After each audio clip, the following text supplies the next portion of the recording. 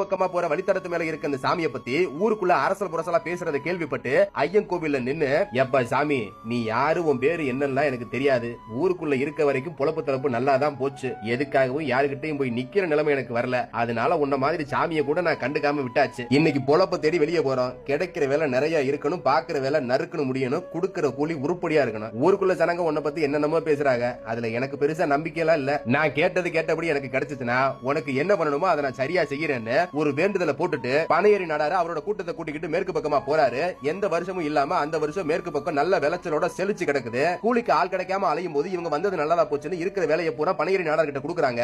வேலை நிறைய கிடைச்ச சந்தோஷத்துல பம்பரமா சுத்தி அத்தனை வேலையும் நாளையும் பொழுதையும் வெட்டியாக்காம சீக்கிரமா முடிக்கிறாங்க. இப்ப இவங்க பார்த்த வேலைக்கு கூலி கொடுக்கணும். தேங்காய் வெட்டுக்கு கூலியா தேங்காய் கொடுக்கறதா இருந்தா கொடுக்கற தேங்காய் எடுத்துட்டு வர்றதுக்கு 2 மாட்டு வண்டி வேணும். தூக்கி செமந்து போக சிரமமா இருக்கும்னு சுலபமா கொண்டு போற மாதிரி ஏதாவது கூலி கொடுங்கன்னு பனையேறி நாடார் கேட்டதும் தேங்காய்க்கு பதிலா கூலியா மிளகு மூட்டை 2 கொடுத்து அனுப்புறாங்க. கூலியா கிடைச்ச 2 மூட்டை மிளகோட ஊர் வந்து சேர்றாங்க.